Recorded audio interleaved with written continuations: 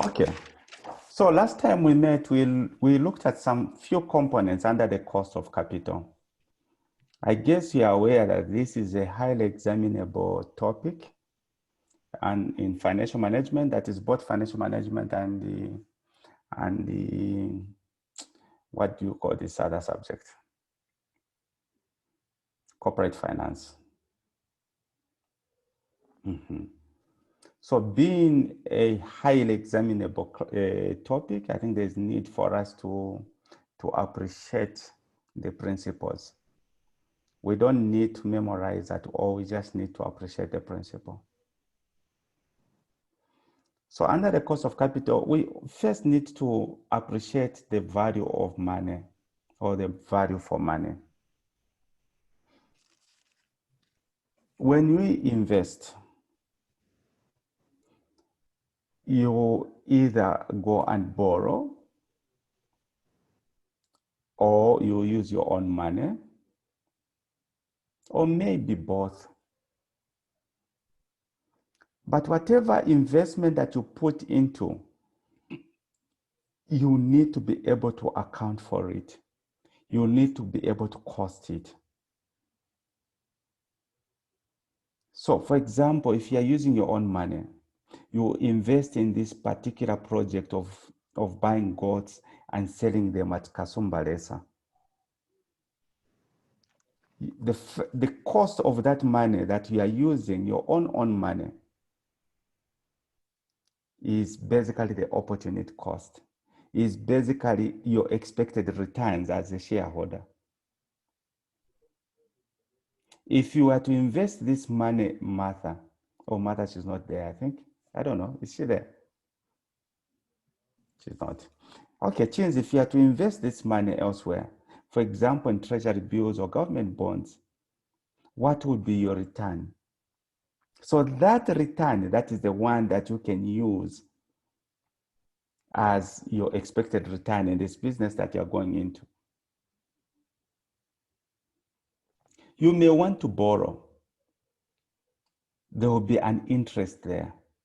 That interest is basically the cost of money. And this cost of capital, that is the one we use as a discount factor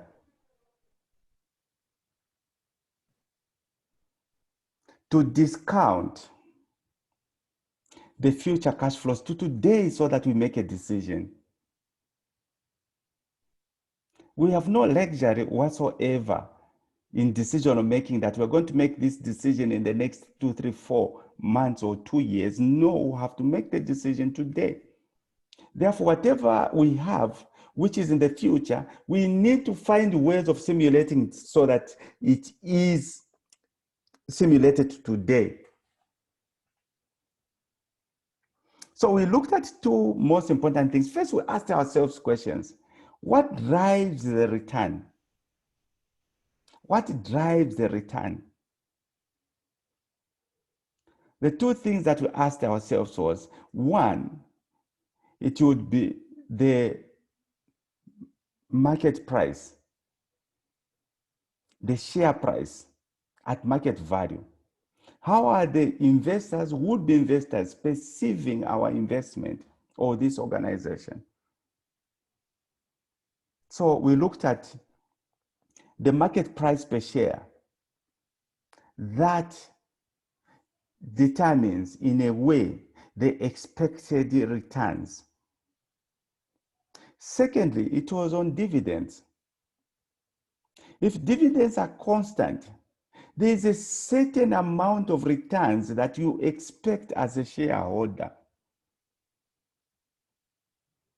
I know it's very difficult to say with all the certainty that it deserves that this is the return, the expected return from shareholders, because shareholders, they come from diverse backgrounds. There are many. Imagine where you have maybe 100 or 1,000 shareholders who have different appetite to returns. But all in all, we are actually saying we can use the market price per share because that actually helps us to determine what would be, in an ideal situation, what would be the required return or the expected required return from the shareholder's perspective. But we do not end there. We also need to understand whether it's constant dividend, that this dividend is not going to grow, it's going to remain as is. There's predictability. We are able to predict our returns. Later on, this is why you'll be learning about dividend policy, because that is key. So we looked at that. We even came up with formulas. And I did tell you that do not memorize these formulas. I know they're on the back page of your exam booklet, but do not memorize them. Understand the concept. Then secondly, we said that could be one way in which we can determine the required return.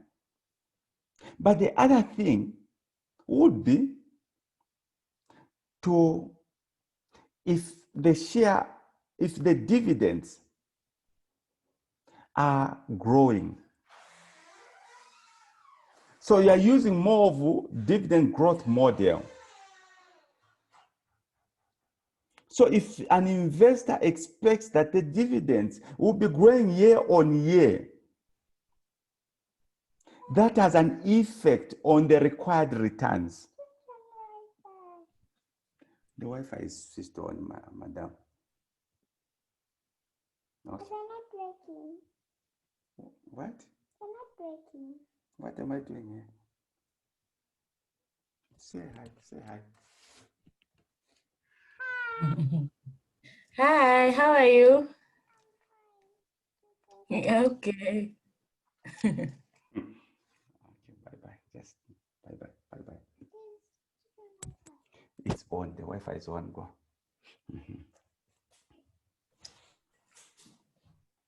Okay. So, then the other thing that we said was on the dividend growth. Because if you're an investor, you want to invest in an organization that is promising growth of your returns. Remember that you're looking at the shareholders' worth. You want to increase or maximize your shareholders' worth. So you would be more receptive to an organization whose dividend policy is that which grows, because then it grows your returns. And we went on, when we're looking at the market price per share, we went on to even explain how those formulas are derived.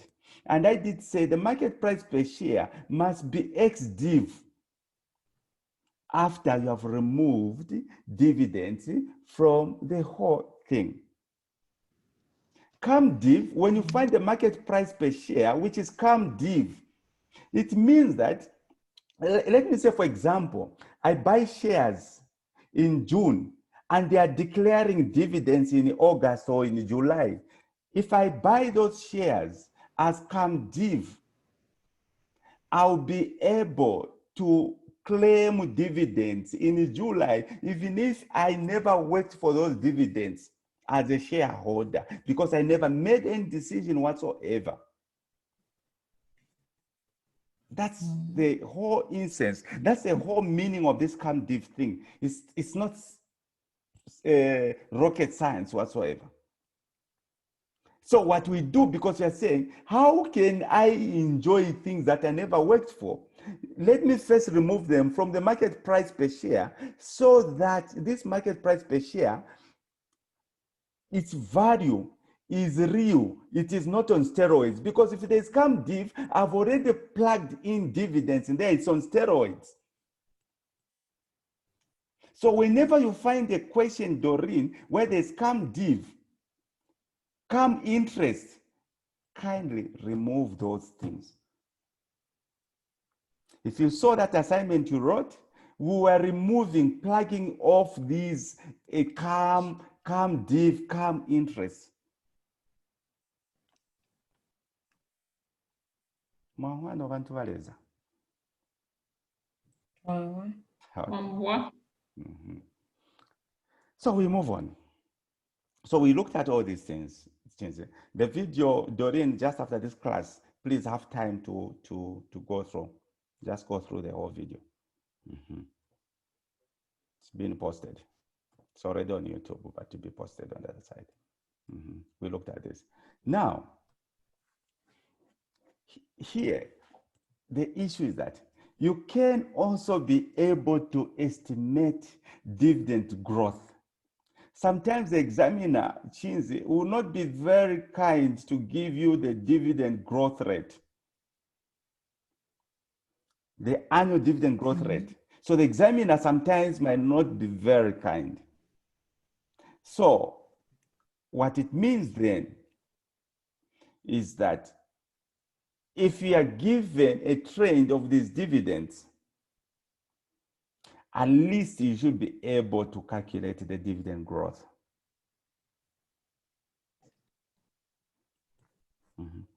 For me, who is a financial modeler that uses Excel, it's far much easier. I use a function called power.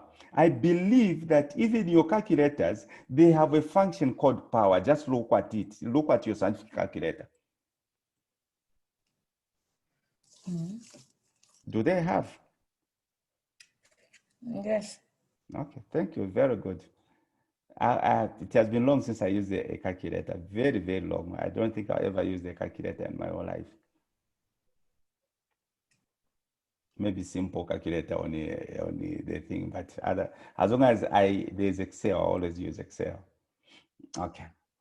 So here we're saying there are ways in which you can estimate the dividend growth rate using one or two approaches, using the rate of growth in the past, which we are going to look at. Then we'll also look at the RB model. We'll look at the RB model later on, but let's first focus on the dividend growth. So in the exam, if you see that they have given you the dividends from past years, assume that the examiner wants you to calculate the dividend growth rate, the annual dividend growth rate, which then you're actually going to use to compute your cost of equity. If not the cost of equity, if the examiner is asking for the market price per share, then you're going to actually use that same rate to help you in accurately computing the market price per share.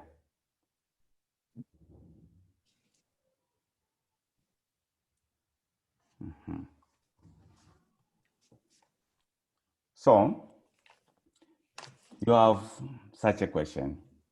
Remember, we used to use these techniques though differently though, in costing or management accounting. Having been an examiner for so many years for Zika, then though I stopped, I didn't want to find myself in problems. I'm too kind.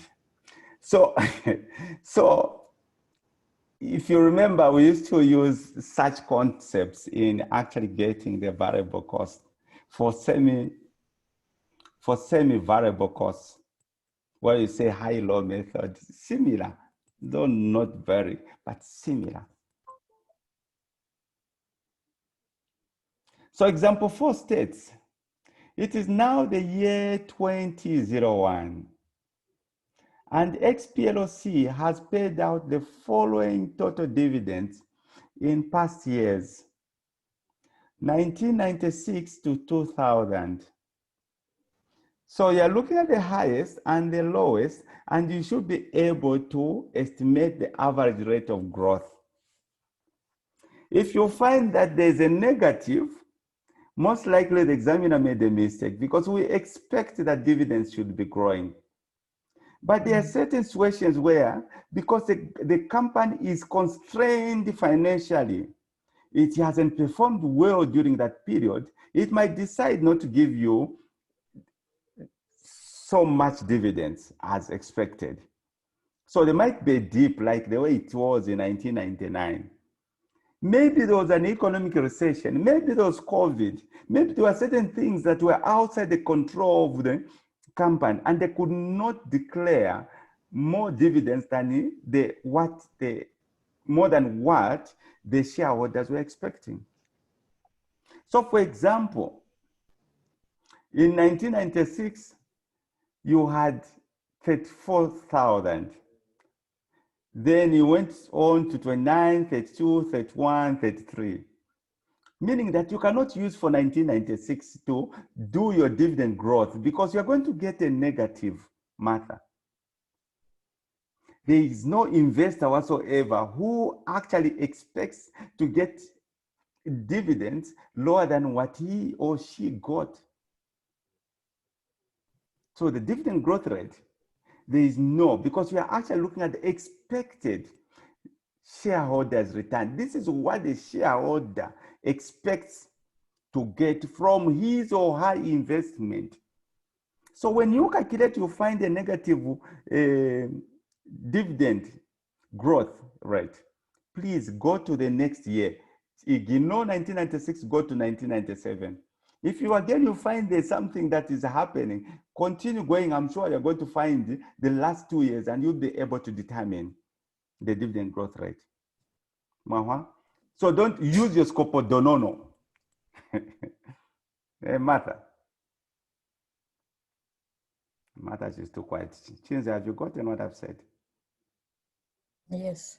In the exam, most likely, because sometimes us, we have a tendency of getting questions from other reputable examining bodies, and we start massaging and cooking those numbers and changing. But maybe you did not put in enough thought as an examiner. You confuse the things there, and you have numbers that don't give you any dividend growth. Then there's a problem. Because as the topic or this subtopic we are looking at is dividend growth, you want to see the growth of dividends. So you cannot start looking at dividends that are rescinding, the dividends that are going into negatives. So for you get the highest, you get the latest. So here we have 2000. And also in the first year, which is 1996, at least we can see that there's growth. So we are going to use those numbers. So, so what we'll do to be like this.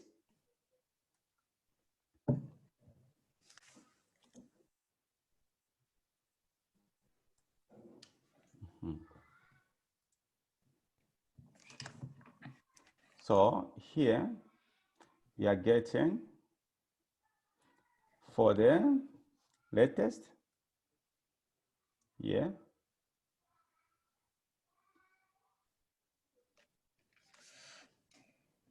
but with so much thought,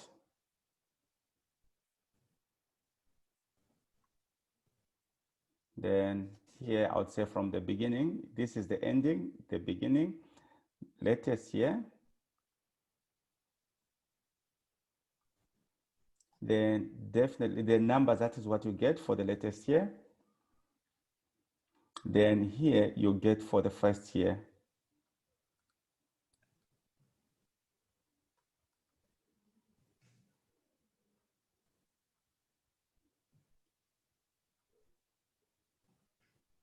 Then here it's actually the period. So like if you check on this same question, the period is 4 years. So you're starting from 1996. So you're saying 1 into 97, 2 into 98, 3 into 99, 4 into 2000. So you count like this. You don't count the years as absolute. The way you say 1996, 1, 2, 3. No. You count them like this. If you want, you can count those years, but always put it in your mind that it's -1.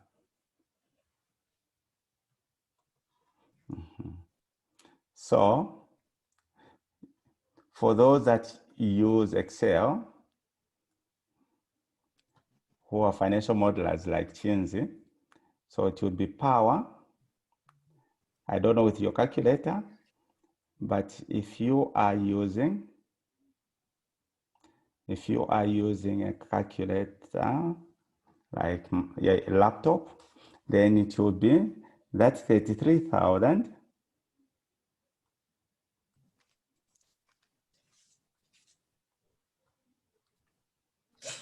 divided by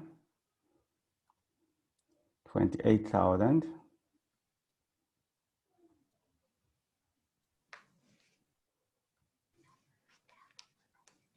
comma, because it's to the power 4, meaning that it's 1 over 4.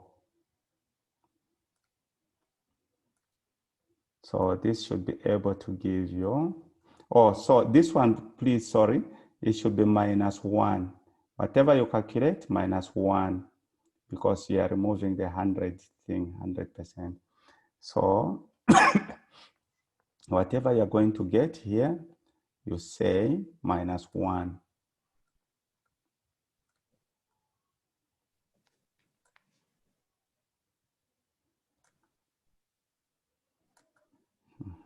Minus 1, which should be able to give you about 4.2%. I don't know how you use your calculator, but it should be something like this. I'll demonstrate in Excel. Coach, the comma 1 over 4, is that supposed to be multiplication? Oh, sorry, this is in Excel. This is in Excel. I don't know, you're using a calculator. I don't know how you use your calculator. Obviously, this is a comma. What This is in Excel. Let me first show you in Excel. Let me show you in Excel. Okay. Are you able to see my Excel thing here? Because we have 33,000 for the latest year. Then we have 28,000.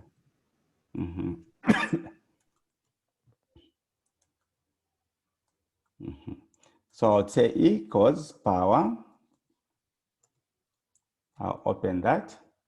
So I'll say 33,000 divided by 28,000.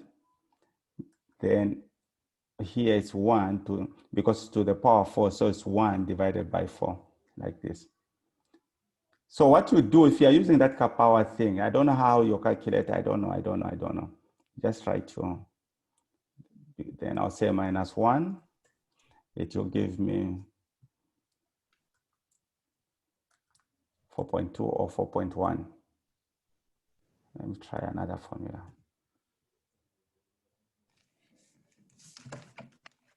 Can RII give me what I want?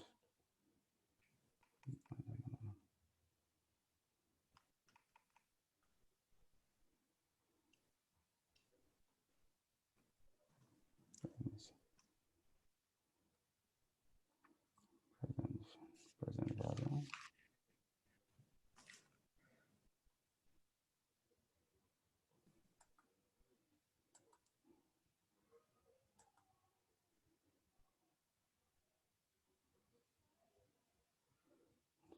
If I use the compounding growth rate,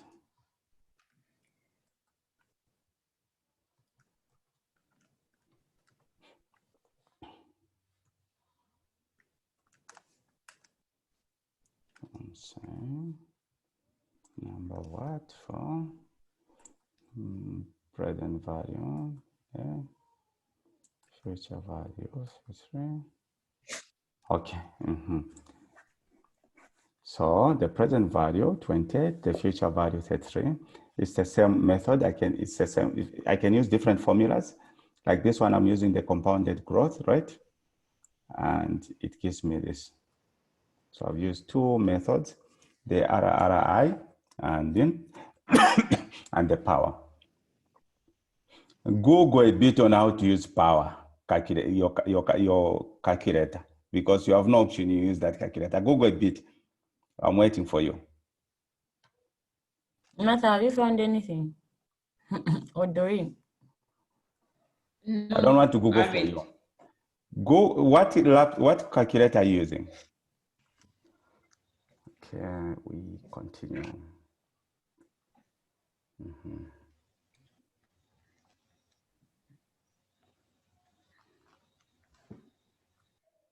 But for those days that when you are writing, or the other semester when you wrote your exams in online, you could still use Excel fast there, and you put the answer there. No one would know that you are using a calculator, but I'm sure now you write these exams from Lusaka, isn't it? That's the direction. Unfortunately. Why do you call it unfortunately? Let's move on. So we'll then go to RB growth model. It's called RB because obviously it looks at the proportionate of the retained earnings. Then, okay, we'll look at it. So this model, this is also an alternative model that you can actually use. But says this approach considers the reason for growth in dividends. In order to have long-term growth in dividends, the company needs to achieve long-term growth in earnings. So you'll be in a better position to even understand the dividends, how they're actually growing. So let's look at what this particular formula or principle entails. It says if all earnings are distributed as dividend, then shareholders will not be in a position to expect growth. If all earnings are distributed as dividends, then shareholders will not be in a position to expect growth because you're getting everything. So I saying, whereas the more of the earnings that are retained for expansion, then the more growth shareholders will be expecting. Let me repeat this and I'll speak in ERA. Martha, what they're actually saying, always imagine this, you have a business. This business is what they call hand to mouth. I'm speaking ERA, right? It's hand to mouth. Will that business grow? Do you expect growth in that business? Why?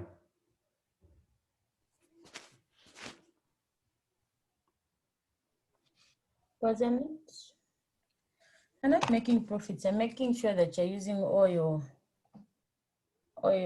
money to feed on, and your business will not grow. So what you're actually doing is that first, what grows a business, and even what you would expect to grow your dividends, is what remains in the business for growth. Doreen, are you getting me? When you make all the monies that you have made, that which is retained in the business, what we call retained earnings, that which is retained in the business, plowed back in the business, would help the company grow and therefore give you better prospects or dividend prospects.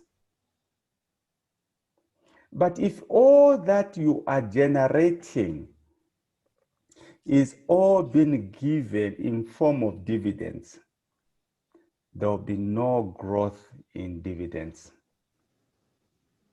because the business is not going to expand. Martha, have you gotten that?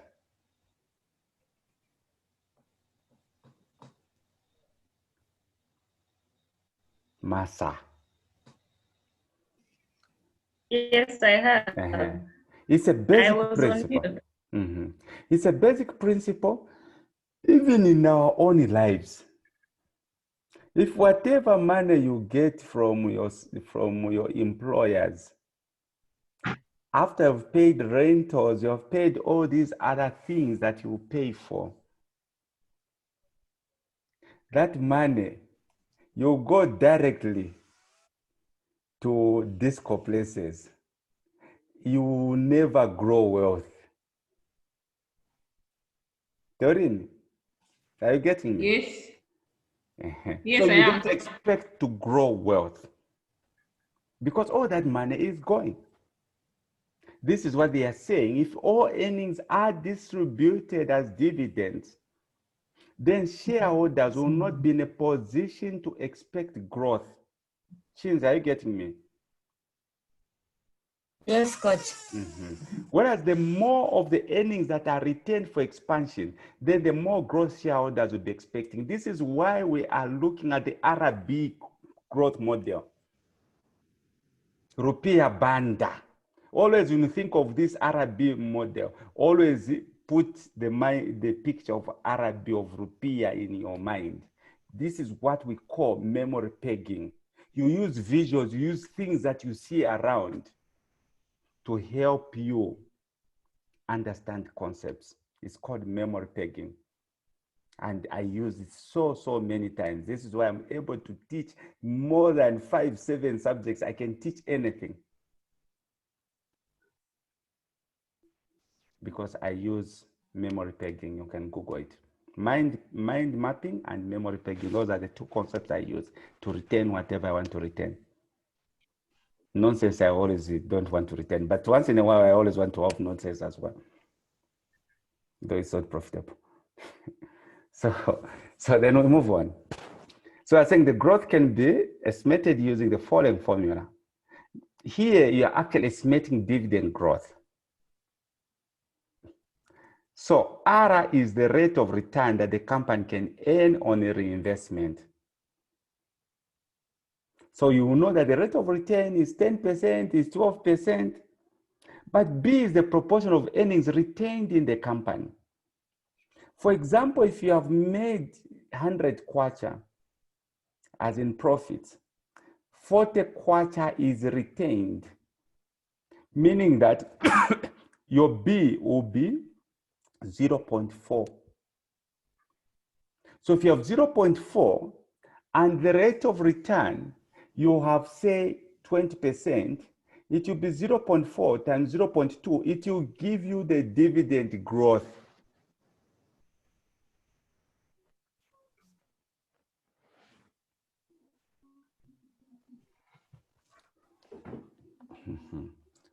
It's as easy as this. Let me just put something up here.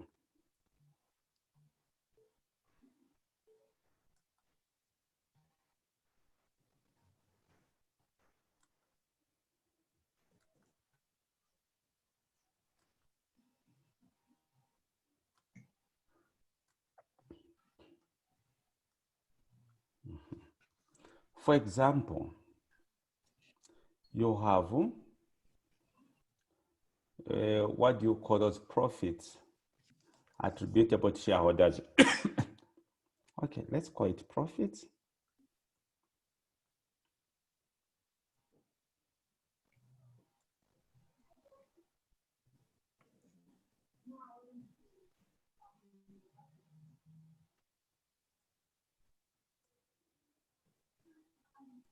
Attributable to shareholders.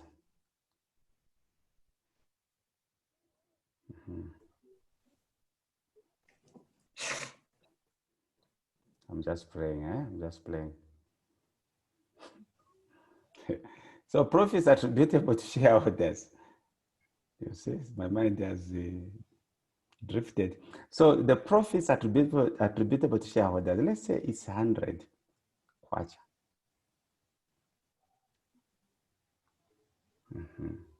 Right?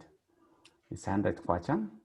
And then you are actually saying what you're going to retain, it will be what will be retained into the business or plowed back in the business is 40 kwacha.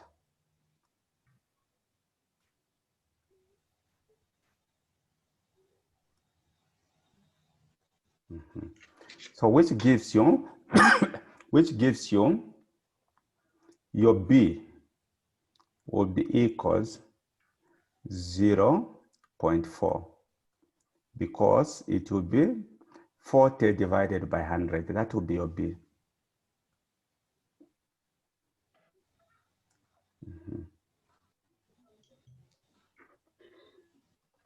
Then now you have your rate of return, which you have been given.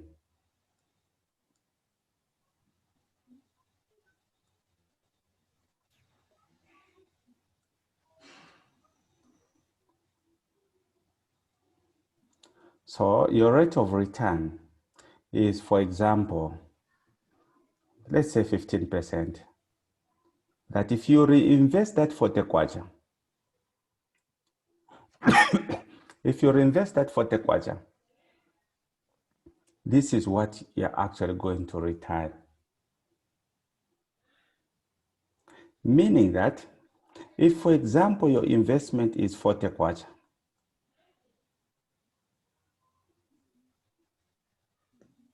if your investment is 40 kwacha, we are actually saying you make a return of 15%. So you have invested 40 kwacha, and we are actually saying, what is your return? And yet, if you invest 1 kwacha,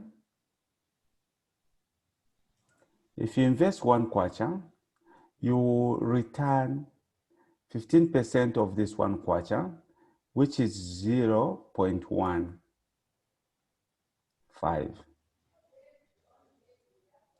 This return is your dividend, because that is your return. Your equity remains as is. So what it means is that you're actually going to have 6 kwacha as your return. So this 6 kwacha as your return from your investment of 40 kwacha. So to be 6 over 40, because from the investment of 40 kwacha, Martha, you have made a return of 6 kwacha, like Bola bet. So times 100, what's the percentage?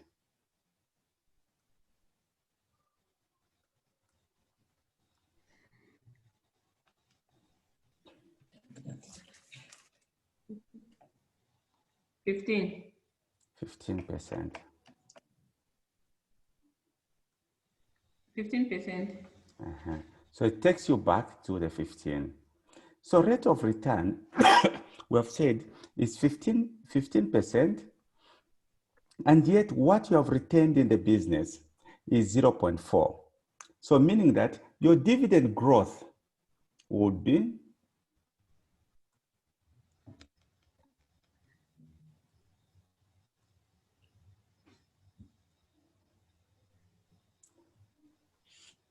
equals to R times B, which gives you rupiah banda. So the rate here, what was the rate? What rate? We said it was 15%. And what you retained in the business, you retained 0.4. It was it was 40 divided by 100. Remember, you retained 0.4. So it is 0.1, times 0.15 times 0.4, or 15% times 0.4. What do you get? All this is point, meaning this one could be still 0.15 times 0.4. 6. Yeah? 6%. So you're saying that your dividend will be growing like this. If you remember, this is the 6 that we got to this side. You remember the 6? It's the same principle.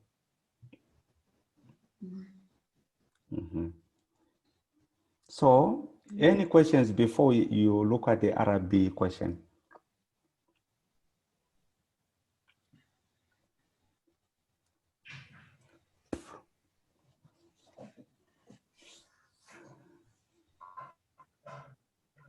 kuna. Coach. Hmm? That R times B. Hmm? It stands for what? Uh, R times B. R is the rate of return.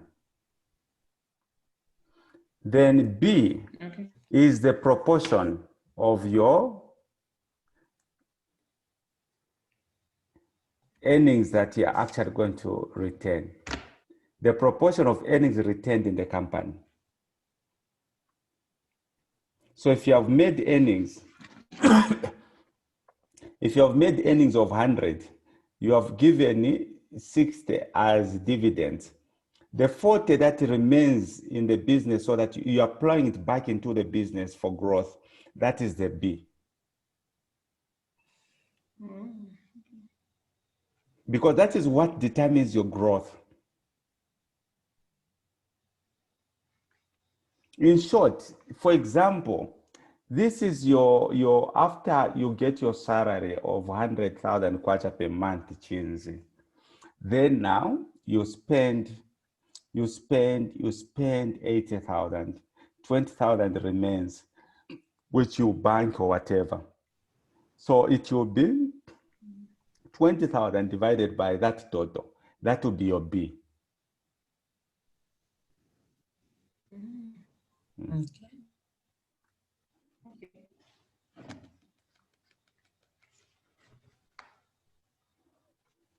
Do this, I can fast. Kadereren.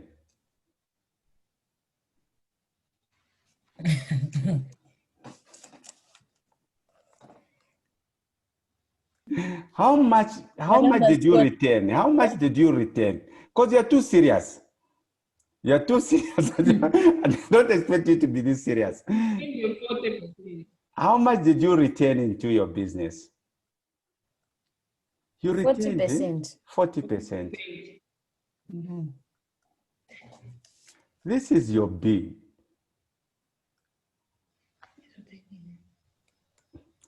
And what is your rate of return? 20%.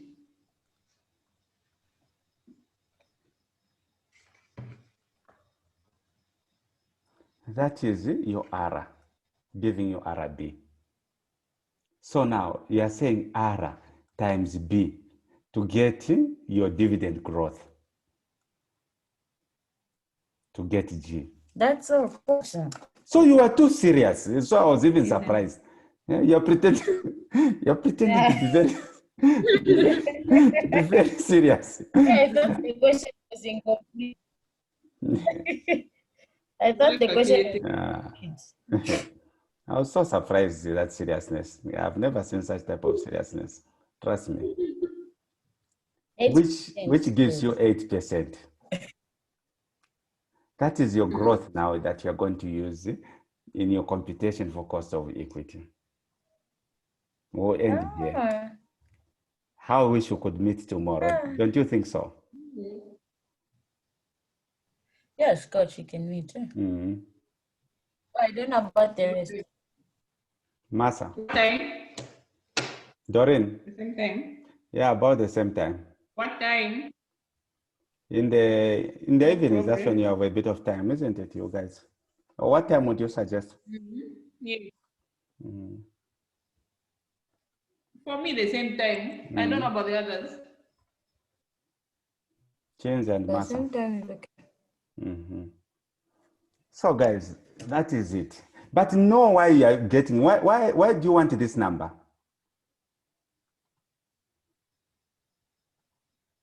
It's the one that you're going to put in your cost of, Your cost for of you equity. to find your cost of equity. equity. So I'll be posting the video in the next few minutes on our forum for that course of the part 1. Then part 2, I'm sure I'll post it tomorrow or when I wake up around 2. Around 2, I'll definitely post it.